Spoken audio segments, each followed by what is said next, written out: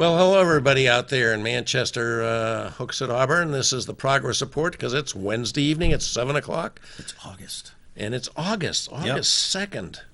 Yep. The month of Julius Caesar to the month of Augustus Caesar. We enter the dog days. We enter the dog days, and the summer is marching on real fast, isn't it, folks?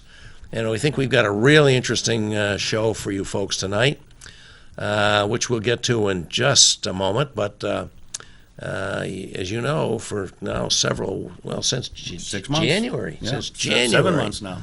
My colleague and co-host Mike Farley has produced a wonderful Wonderful. I don't know. an insightful feature for us called the POTUS Report on the Progress Report, and he's up. Well, all right. This week we're going to talk about who's the top dog. And I think we found out this morning, actually, the latest news. As I've said, sometimes it's hard to keep up. I usually have been going with the last thing that happens. This morning, we saw who actually is the top dog. And President Putin made it very clear when he beat up Donald Trump and took his lunch. Basically, this week, in a preemptive strike, anticipating the congressionally approved sanctions that are going to be put into place against Russia for hacking our elections and interfering with our elections. Approved in both houses, overwhelming. Yeah, I think the 3 dissenting votes in both houses of Congress. 2 in the Senate. 2 in the Senate, and I think maybe 4 in the House, so my math is bad. But the point being that this was an overwhelmingly supported position on foreign policy, which landed on the president's desk almost unanimously. And in anticipation of that, of course, news of its being passed went worldwide. And the Russians, President Putin, expelled 755 American diplomats and diplomatic staff from Russia and seized a dacha, which they had used for diplomatic purposes, and also a couple warehouses with other U.S. diplomatic property. An attempt to kind of mirror what President Obama did last year by expelling 44 Russian so-called diplomats and seizing 2 properties which our intelligence pretty well knew were being used to spy on us. Typically, when a foreign government takes action against our government, our president says something. And usually does something. Often does something. Often does something. The opportunity to do that has come and gone, and not a peep out of President Trump. He signed, reluctantly, with no cameras, the congressional statute into law, imposing the sanctions upon the Russians. And at that signing so-called ceremony, which wasn't very ceremonious, that was his opportunity to speak out, make a statement about what his equal, maybe, another head of state, had done to his country. But he sat quietly. And as a result of doing that, I think we find out who's the top dog among those 2. I think it's very clear. Putin rolled him, took his lunch, and he basically asked, "What do you want for lunch tomorrow, Mr. Putin?" And that's the Progress Report. On the POTUS Report, we'll see what happens this week. I got a little coda. One of my favorite movies, and I saw it when I was a college student at Wesleyan down in Middletown, Connecticut, was The Manchurian Candidate with Frank Sinatra. Frank Sinatra. And you mean the original, not the remake? The original Manchurian Candidate. I think we've got the Siberian Candidate sitting in the White House in 1600 What is going on? That's all I want. This does not happen unless something's going on. I don't know if we know what's going on, but we'll see. The weeks roll on. We'll see. No tweet storms today, though. Oh, interesting. We have a new chief of staff. Yeah. Who knows? Maybe that's. But let's get on to some more local and much more important. I know already. I've had, from posting this on Facebook, I've already had some responses of people that are really interested. People are interested. What we're going to be talking about today, it's an issue. It's really erupted and very serious with alarming implications for the health care that our honored veterans are getting here at the Manchester VA, and we're going to talk about that. And we're very pleased to welcome 2 guests. Distinguished, long-serving attorney in Manchester, Andrea Amadeo Vickery. And this is kind of a new gig for you to be dealing with whistleblowers, I guess, but you're doing a great job. And with her is Dr. Ed Koish from the VA, and as I understand it, he's one of 12. 11 of them are physicians who have raised the alarm that there's more concern about numbers and, making the paperwork look good than there is concern about paper care on the Manchester VA. And, our A charge congressional... which kind of harkens all the way back to Arizona and Bethesda. Yeah. I mean, this is a legacy that doesn't seem to go away. I mean, in the past I've had some things to do with the VA. Andrea acquired an expert, very helpful to me in a medical malpractice case I tried from the VA. Very impressive guy. So this was kind of distressing to me to hear about this. But first of all, why don't you each tell us a little bit about yourselves, and then we'll get into the issue. I know you're a distinguished attorney here in Manchester. There's got to be more than that, though. There's got to be more than that. Thank you. I've been an attorney in New Hampshire since 1978, and I've practiced mostly in the Nashua office of my firm, Borofsky, Amadeo, Vickery, and Bandazian. But in 2015, we consolidated, and I've been in Manchester on Pine Street ever since, and I love it here. My practice has evolved. When I first started out, I did family law and criminal defense and a little bit of personal injury work. And then I just grew into just doing personal injury work and workers' comp. But I still do the criminal defense, the misdemeanors and DUI, because it keeps me sharp. It keeps me in the court. But personal injury and workers' comp, most of my practice. And that's how I came to meet Dr. Kois, because and he practiced in Nashua. So most of my clients who were coming in from car accidents or slip and falls had soft tissue type injuries, and they needed more than a PCP looking at them. So they were telling me they were going to this Dr. Kois, who was great, who gave them a specific physical therapy to address the very core of their problem. And so more and more people were telling me about him, so I said, I better meet this guy, and that was about 25 years ago. And really? So it's a long relationship. Long relationship. He's a great doctor. He's the best diagnostician ever. And turns out he's treated a lot of lawyers as well. And he's treated doctors. He's just a great doctor. So we were very sad when he decided to retire from private practice in August of 2012 and go to the VA. But I knew he wouldn't go quietly. And sure enough, he called me, when was that? Early 2016, I think. Right. He already was butting heads, running into problems with bureaucracy and silly rules that interfered with the practice of medicine. So I got involved with him and other VA medical staff and my eyes were opened to the issues and the problems that clinicians were having in properly treating their patients, the veterans. So Dr. Kois had tried to go through the system, got nowhere, so he came to me and said, I want to be a whistleblower. I want to get action. And so... By the way, that's a big move. I mean, it was huge. Whistleblowers, a lot of them don't fare well with their attempts to clean up problems and bureaucracies. Exactly, and his wife was not happy with his decision because his job was at risk. But he came in and I said, sure, I'll do it, never having done it before, but what the heck, I'm a fighter, I'm an advocate, so I figured I could learn with the federal government, and so I took him on. And then he shortly came in with two other doctors, and we had a movement, and from there we did what we had to do and went to the congressional delegation, and they put us through to the proper investigative agencies, and we also did the Boston Globe Spotlight team at the same time. So it just evolved to where we are now with 12 whistleblowers.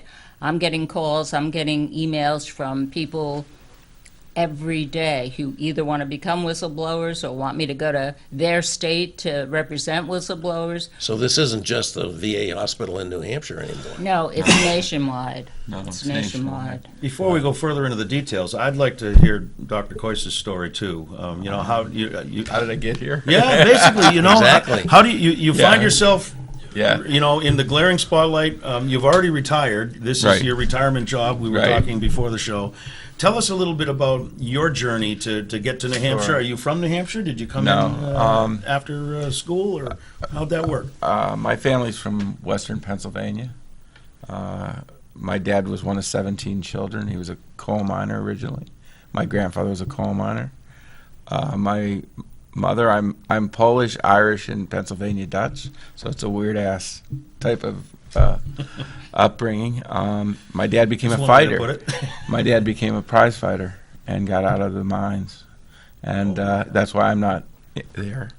And so we had a little bit different kind of lifestyle, as you could probably imagine. We traveled around the country. I lived in a lot of different places. I lived in Illinois. I lived in Wisconsin. I graduated from high school from Wisconsin, and then came and I went to school at Penn State because my dad had been the last national champion in boxing out of Penn State. Wow. And then ended up going to Michigan, University of Michigan Medical School, and then I trained in Boston. So the funny thing is we moved probably every 2 or 3 years of my life, and I've now been in New England since 1983. So I've laid down roots. I live on the seacoast. And I started practicing in Nashua and Manchester in '86. I worked for Easter Seals. I worked in a private practice in Nashua, and I kept that. And I also worked at Exeter Hospital. Had a great practice, decided to retire, and the week I was retiring, someone approached me and said, "Would you like to work at the VA?" And I have to be honest with you, it was a great move for me because from the background I was explaining, I've grown up around people who are very similar to the vets. You know, all of my uncles were vets. They were working class people, and I find that very similar to the patients we see, and I relate to them. It's like being part of a big family. And I got there, and then things started to become strange. I started to see veterans that should not have been paralyzed become paralyzed, and I was initially signed to run the spinal cord program, and I thought these would be traumatic spinal cord patients because they were blown up or fell off tanks or had some kind of traumatic injury. But really, the majority of them are patients that were allowed just to slowly have their cord damaged by a slow progressive arthritis that could have been prevented. Really? And I, in private practice, came out just after MRIs were on the scene. So early in my practice, maybe 30 years ago, 25 years ago, I would see patients like this because we didn't have the diagnostic tools to identify the problem. But once we started identifying with MRI and aggressively treating them, I probably had almost no patients in the last 20 years prior to starting at the VA to have this similar situation. And it was almost like syphilis. You know, famously, syphilis disappeared once we got penicillin and started to treat it. You never see a syphilis case. Well, I hadn't seen a myelopathy case, that's the name of this kind of paralysis, in years. And I came up here, and all of a sudden, that's all I saw. Now, you got here in August of 2012, is that what I understand?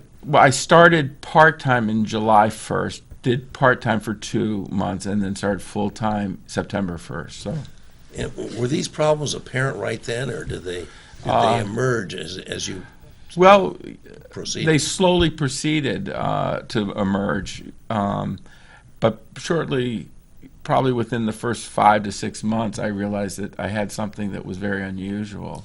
So let me ask, are these patients who have been treated over time at the VA and were perhaps not diagnosed, and as a result of that, not getting the aggressive treatment that you talked about, and as a result of that, we have the less than. In part, I think it's a Favorable multifactorial problem. I think that I'm not trying to say dot to dot to dot, No. but I just want to understand these are patients that had been in the VA system, and then you're encountering them kind of at the end stages of exactly, this problem. and some of them we weren't able to salvage, but or improve their situation, and some we were dramatically able to improve their situation. And I think it was multifactorial. I don't think there's like a bad actor. I think it was a systems problem. I think that we were not identifying them early enough. We also don't have a neurosurgery team in Manchester, and we weren't allowed to refer outside of the VA at that point. So we were relying on So Boston this has to do neurosurgeon. with the fact that New Hampshire is the only state without a full-service VA hospital? Is that the Yes, name I of this? believe that was part of the Yeah. issue. We had no spinal surgeon on site. Once we had to refer out to Boston, you lose control of the patient. I feel that there were issues with Boston's neurosurgical team in terms of their aggressiveness of treating this. There was also a communication problem because the disease is progressive. Just because in 2012 you might not think it's a surgical case, it doesn't mean that in 2015 it won't be. But what was happening was people were being sent, and when I looked through the records, people were being sent down.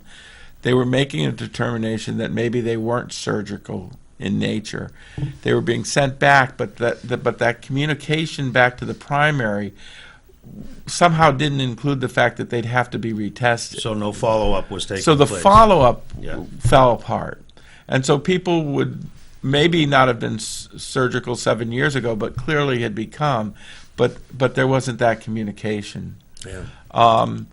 And we unfortunately had a situation where we had someone who wasn't trained in spinal cord injury running our program. And if you read the Boston Globe article and some of the other articles, there were a problem with what's called cut and paste, where people will copy on the last note via the computer and then put that note in again. Probably because I'm not smart enough. I don't know how to cut and paste. I grew up when we used pen and paper. Me too. And I'm not familiar with that technique, but that's a technique that gets used. But what happens is that the notes would appear year after year after year, the same note, with So- minor changes. You know. So when you got there from many years of private practice in your specialty, and you saw this, were there already people at the VA who were concerned about this, or were you sort of the first person to see a problem? There had been people that were concerned that the physician before me had been cutting and pasting. I don't think that they had any idea what the ramifications of that was. But the ramifications of that and the fact that we weren't having good communication with Boston, there was also an issue with the way our radiologists read a film and the way Boston's read a film, that they weren't linking up. And it was a perfect storm. I don't think anybody anticipated that we would be finding people that could have been salvaged to exist. And when I say salvage, they're not all completely paralyzed, but they have degrees of difficulty walking. Some walk with canes, some walk with crutches, some are in wheelchairs, some are in electric wheelchairs, some are in diapers because incontinence is part of the problem. So we're talking very serious quality of life issues. Serious for- quality of for life our veterans issues. that could have been stopped. Now, is it an exotic procedure? No, it's a simple procedure. It would have been an MRI and a surgical procedure. And so initially I brought it up to my chief of staff. We met with the neurosurgeons from Boston. We tried to work the system. And when it just was apparent that we weren't making headway, Dr. Bruder, who I have to give utmost credit to, was the chief of staff, said, do what you need to do to fix this. And because I had trained in Boston and I had contacts in Boston, I started to use neurosurgeons either through the New England Baptist Hospital, which is a premier orthopedic and spine center, or Mass General. And we started to fix the problem. And but when he left, the problems erupted again because we had a new change of guard that didn't want me to send people outside of the system. On that note, I think we need to take our first break, Bob. Yeah, let's Regroup. take our first break. We'll be right back, folks, as we always are. You know, we take a couple of breaks here on the Progress Report. Don't forget to call. And don't forget to call 640-3091 if you're interested in talking with our guests about this this now very well-known issue of Troubling issue. troubling issue of the inadequate care and bad outcomes at the Manchester VA hospital, and it's truly alarming. We all say we want to support our veterans. Doesn't sound like the kind of support we want for our veterans in some cases here, involving our own VA hospital here in Manchester. So we'll be right back.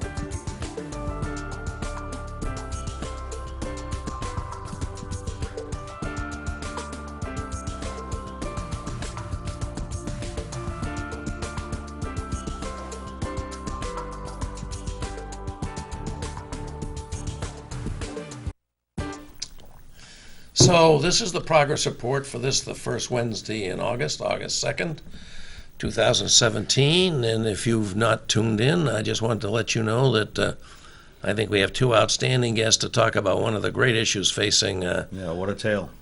facing us here in Manchester and in New Hampshire, the issue of substandard care for our veterans at the Manchester VA Hospital, which has been an institution in this city since, God, I think 1947 or something. They built that hospital. It's been there a long time, part of the VA medical system. And as it happens, New Hampshire is the only state without a full-service VA hospital, which seems to play some role in this. But we're very fortunate to have with us attorney Andrea Amadeo Vickery and Dr. Ed Koish, who, after a long period of time in a private practice, as his retirement job, and I'm sure interested in helping our veterans, took a staff position as a physician at the Manchester VA Hospital, and found out that people were not getting the outcomes that they should be entitled to expect, and there were very serious problems with the quality of care provided at that hospital. And he's been talking about some of those, and we'd like to continue to ask him about that. Are there other areas where you or your, I mean, it's not just you now. There's, Right. You know, I don't know how many doctors you got on staff there, but I understand you got 11 that are Right. sounding the alarm about inadequate care. There Yeah. are 50 doctors. There are 854 total employees, only 50 of which are doctors. Doctors. Really? Yeah, the first That's day, 20% the of first the right, the first physician day staff. That's Small. when the chief of staff, the chief of surgery said, look around. He said, there's 880 parking spaces in the employee parking lot. And he said, there's only 80 that actually have direct patient care. And he was including the doctors and now actual that nurses. number, I didn't pick up on it when you brought it up, Andrea. I see where you were going with this. This is a top-heavy situation. Exactly. Exactly. That's Oh the, my goodness! I didn't realize that was the ratio.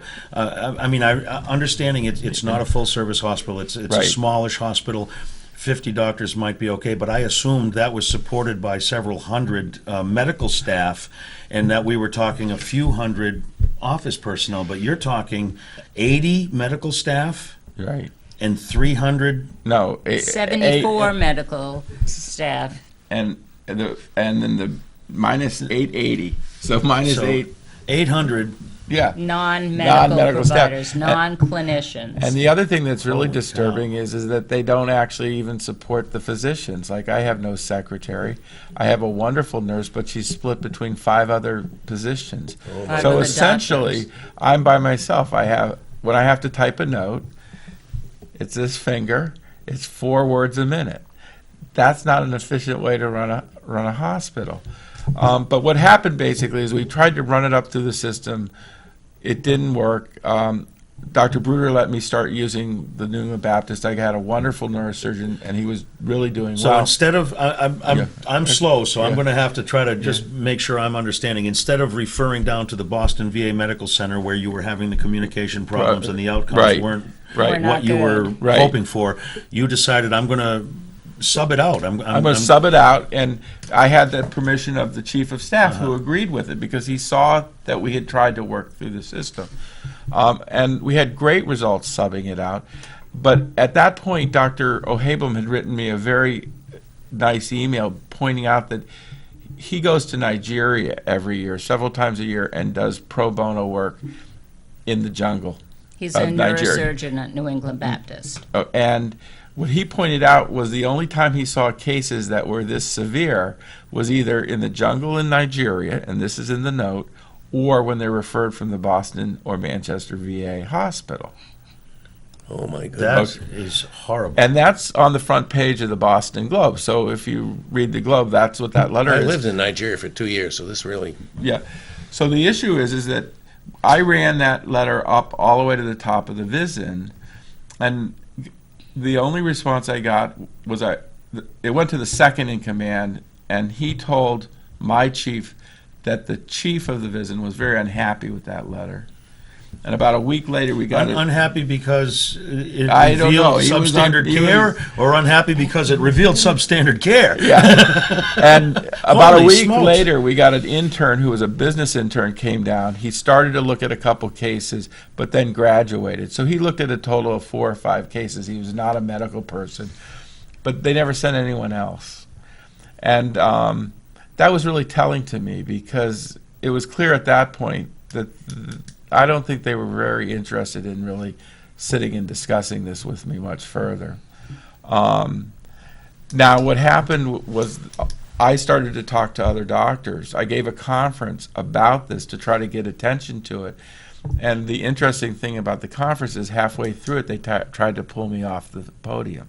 The conference was at the Manchester VA Center, and it was in September of 2015, and it was telecast to all the VAs in the VISN, and the VISN controls the 6 New England states. It's called VISN 1, and don't ask me what VISN stands for, But it's the regional head structure for of the these, VA system. Yes. Okay. And I'm so with it was broadcast all over, and people were watching it, and they were hearing not only Dr. Coyes, but they were hearing Dr. Websit, who is a Neurosurgeon from Mass General and the Baptist, and Dr. O'Hagebloom, and Dr. Margaret Caudell, who was a pain specialist, and we were given the conference.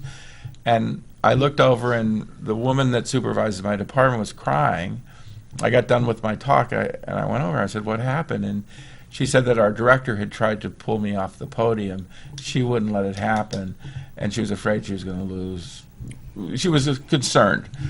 The director at the time What was was- Danielle Oker, who was Right. fired immediately after the yeah, Globe. the story Yeah. broke, yeah. Right. The Now, Globe stopped. Danielle never followed up and asked me any questions about this, which I was surprised because I had just basically said we had this major Well, it issue. obviously had moved her to action at some level also. Well, She tried to pull him off. she because tried to pull me off the stage. And later on, when the Globe asked her specifically about this, and this I get just a kick out of, I organized the conference. I developed the speakers. They were people I knew. And I developed the syllabus for this. She told the Globe that the press person told the Globe, because that's who was talking to him, that Danielle didn't know anything about it because she was too busy attending to the duties of the VA, but that they had to pull me off because they were concerned I wasn't following the syllabus and that people would not get their continuing medical education credits. Ooh, I'm sorry. Nice reach, though, on that explanation. I'm sorry. So, There must be, surely there must be quality control protocols well, at the hospital, aren't there? well, no, and that's, well, there are, but that's part of the whole problem. We have so many people who do quality control, but often it's a sham. They develop these a metric that they can measure, and they measure that metric and then pronounce that things are great. Don't they have to measure themselves against similar institutions, maybe outside the VA system? Well, this was an interesting thing because we were sort of caught between two institutions. So the bad cases never showed up in the Boston's records because they were our cases. I see. And we never really were logging them as bad cases because often they weren't operated on. So usually bad outcomes from surgery occur when you operate. Mm-hmm. But you don't get a bad outcome from surgery if you don't operate. Yeah. And they're sent back here for the next 5 years. There's no tracking in Boston of where they end up. So, so although there's ultimately huge amounts of, quote, quality control, but they aren't tracking really the patient. Now, I am sure that at the VA in Manchester and probably every hospital, there are established courses of action that you take when you think you have a problem with the quality of patient care. Right.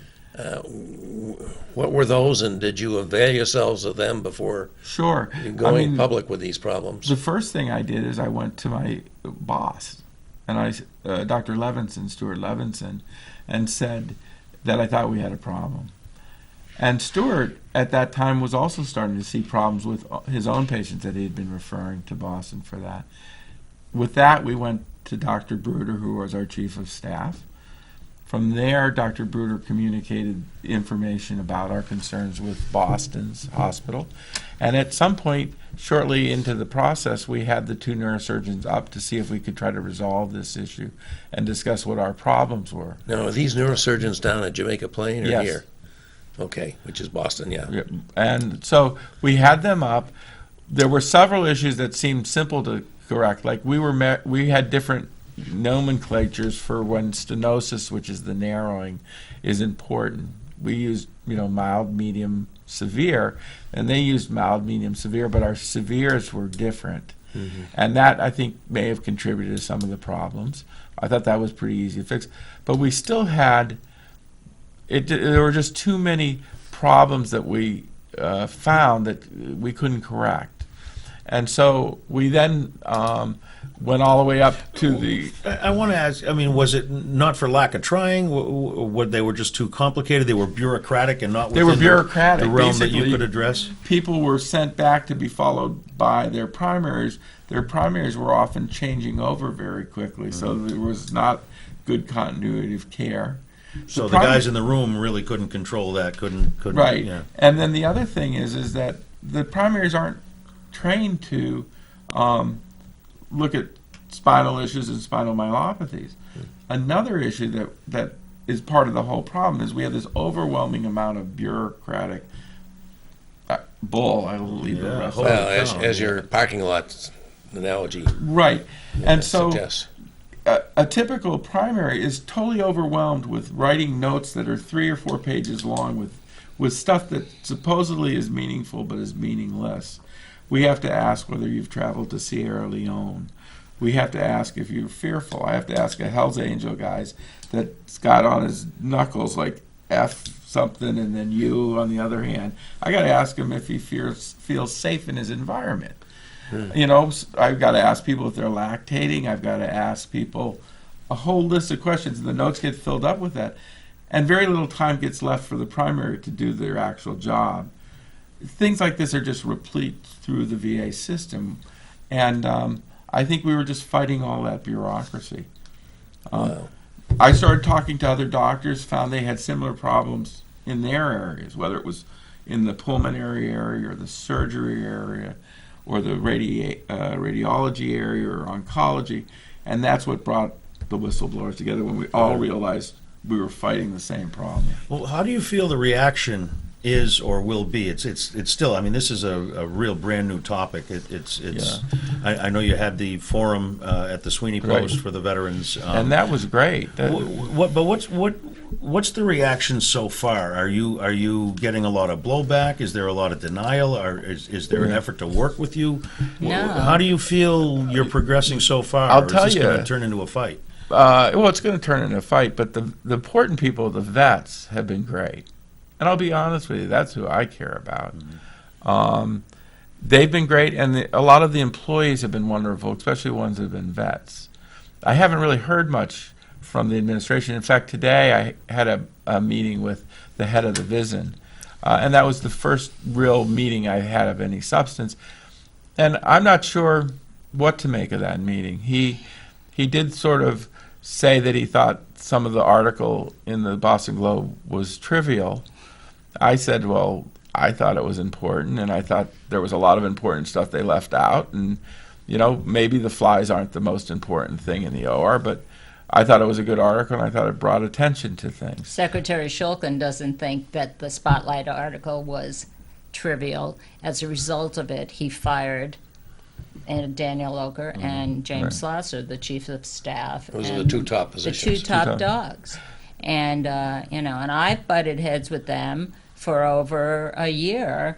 They don't respond, they don't react, they don't care. They just want their metrics filled. They want to come out and be a 4-star facility, which the Globe was able to expose that for what it was. It was just not based on quality care. It was based on about checking metrics. off the boxes. Check Yeah, off the yeah, boxes. check off the boxes and get the patients So through the system. Secretary Shulkin, to his credit, has reacted very seriously to these allegations.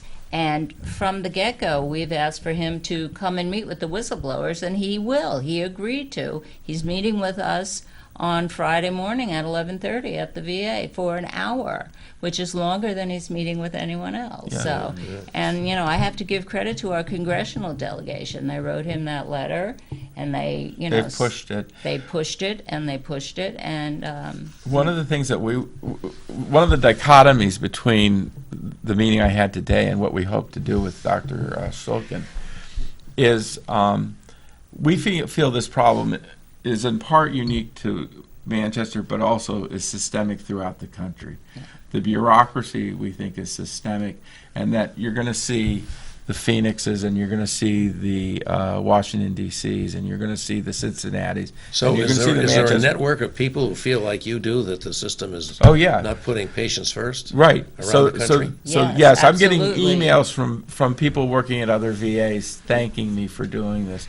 But the point I'm making is, I think New Hampshire is incredibly unique. It's a unique state. I've lived around the country, a lot of different states.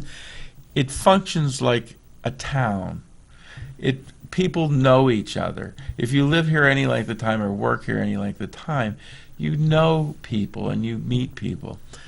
We think that the smallness of the VA here lends itself to being a test case or a beta site to start a new kind of VA system, because we think that the bureaucracy throughout the country has broken the VA system. So what we want to propose to Dr. Shulkin is that we align our forces using our congressional clout with our senators and congresswomen, that we align our business people, our vets, the local hospitals, and the local educational institutions, and that we develop a new type of structure to the VA and use it as a beta site that, if it's successful, can be rolled out to other parts of the country. What an optimistic and a Yeah, positive outcome from a tough And situation. very ambitious, too. Well, That's good. I think that's what we're shooting for. But when we talked to the head of the VISN, part of what he was saying today is his opinion was, well, maybe we shouldn't have a hospital in Manchester. in Manchester. Oh, there's a good solution. Yeah, And- right. We're fighting here in New Hampshire to upgrade it back to the And you status know that what? it used to have for the full service Right. that everyone deserves. The here. issue is And he wants the to shut it vets down. in New Hampshire deserve the best care that can be given. They put their lives on the line. They put their health on the line. They put their family's well-being on the Yeah, line. well, not And just they New Hampshire. deserve treatment. Vets throughout the country deserve the same thing. And my feeling is to suggest that we're not going to have a hospital or we're not going to provide full services is just a step backwards. And we'll be fighting that, because if that's where people head, this won't be the last time people hear from this group. and we're going to have the vets engaged. Because I'll tell you, one of the nice things about our meeting on Monday, we had a lot of engaged veterans who were glad to see us there. And there's a lot in the state that want to do something, and maybe it Yeah, will. there's a force behind you there. Maybe Yeah. there will be a larger group of vets that want to have their voices. So we plan to take letters that are written to us to Dr. Shulkin, so we can directly have him see letters rather than be filtered through all the Yeah. filters. Well, I want to take a quick break, and Time for our second and last break, I we think, can come Mike. back and Be talk right about where back. we go from here. Yeah, we will do that. Call in at 640-3091. Have you had a family member that's had experiences at the Manchester VA or Jamaica Plain or White River, whatever? And is what you're hearing from our guests resonate with you? If you have anything to contribute on those lines, we'd love to hear from you. So we'll be right back.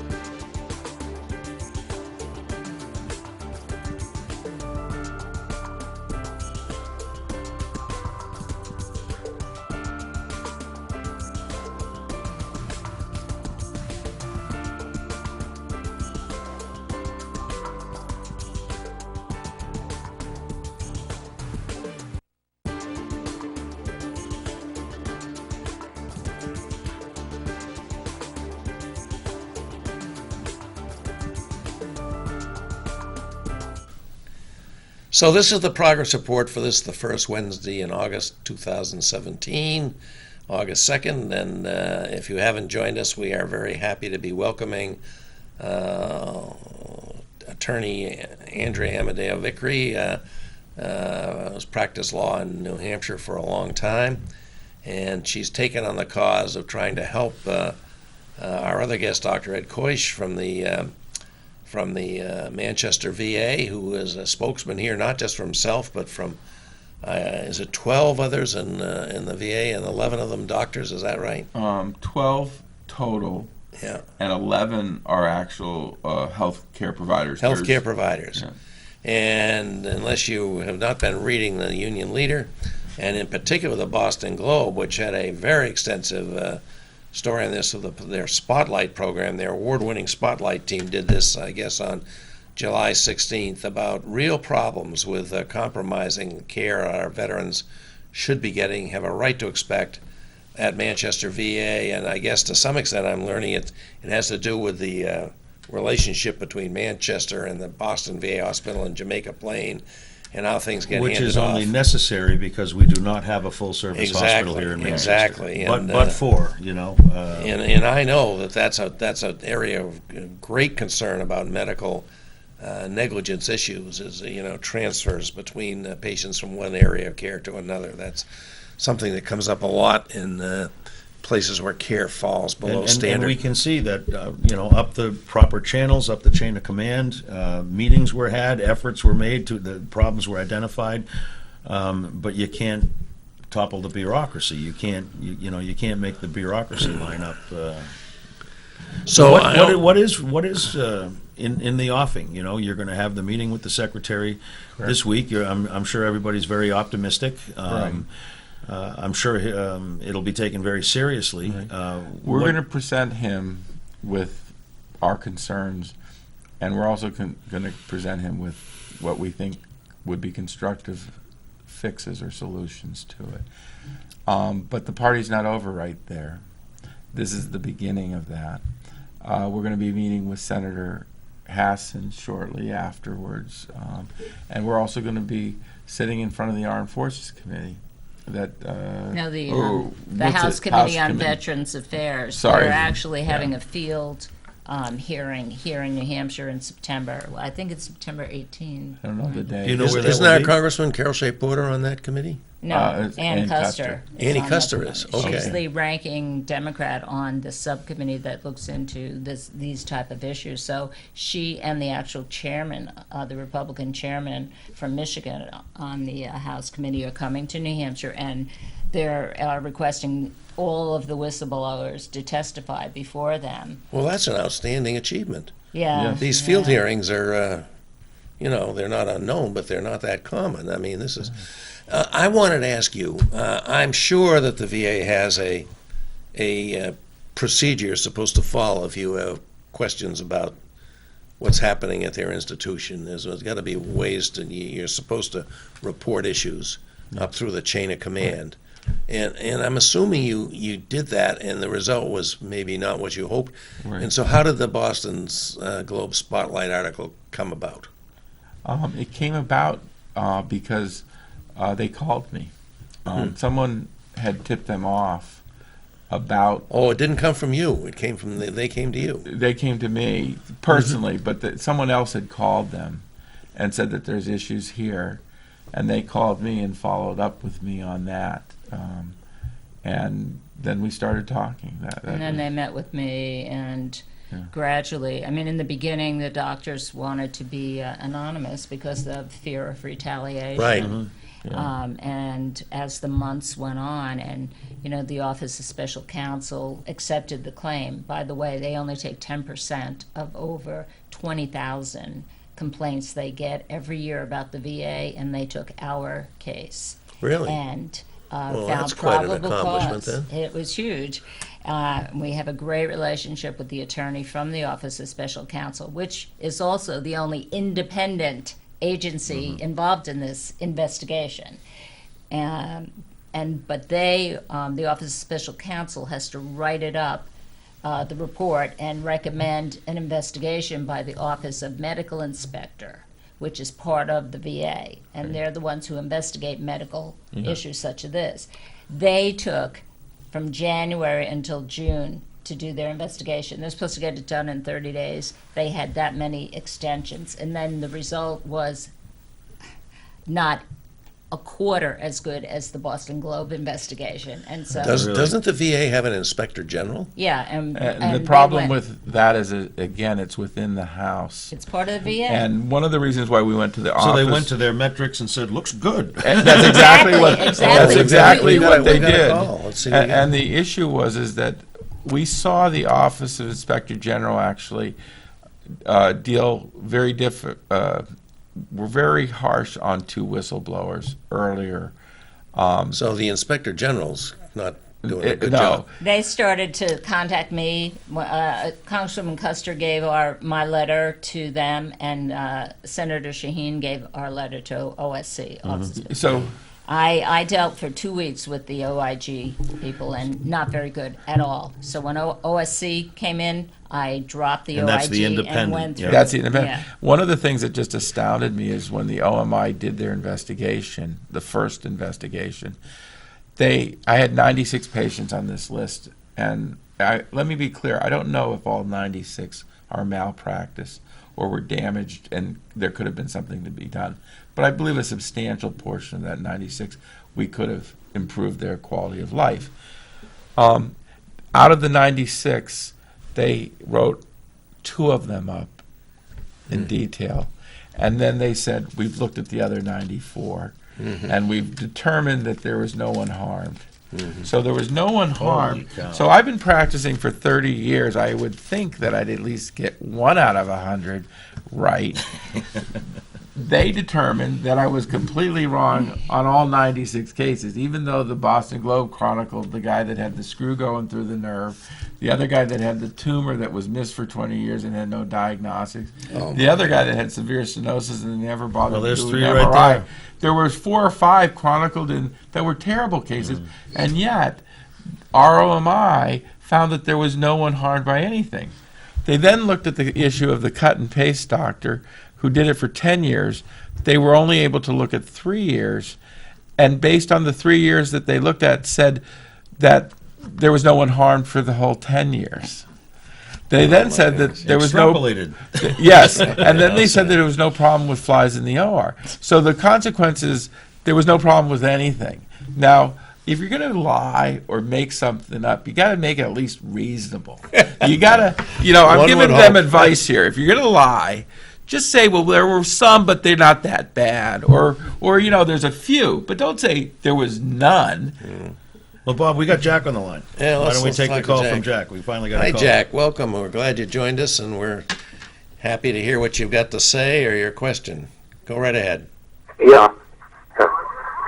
I cannot believe I served in the U.S. Army during 1964 to 67, but I was very fortunate to serve in the city of Manchester as a testing specialist at the AP station on 497 Silver Street. And I Oh, yeah. always felt that the city of Manchester VA hospital offered services to all our veterans. And I had friends that served in Vietnam that came back. And I also, in my 30, 40 years working in the city of Manchester, am very shocked that a VA hospital would not serve these veterans and provide them the necessary things. And I realized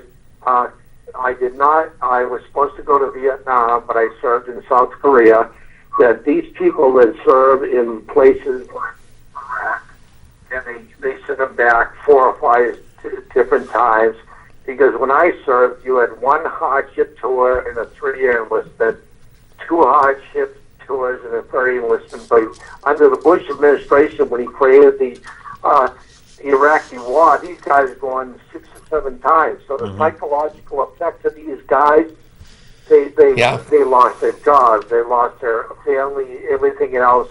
And the VA hospital is really never provided these veterans with the necessary benefits. And it's really sad, because even today, when you look at the whole thing and you look at what's going on today, it's pathetic. Yeah. Well, we. So I you're think we can share your opinion. you're seeing from your experience exactly what our guests are talking about. That there's a preference for metrics over actual commitment to patient care. Yeah. Thanks for the call, Jack. Thanks for the call, Jack. Yeah. I think that he's not alone in that sentiment. I Yeah. think you'd be hard pressed to find anyone in the city of Manchester that doesn't think our vets deserve the best care that we possibly can provide.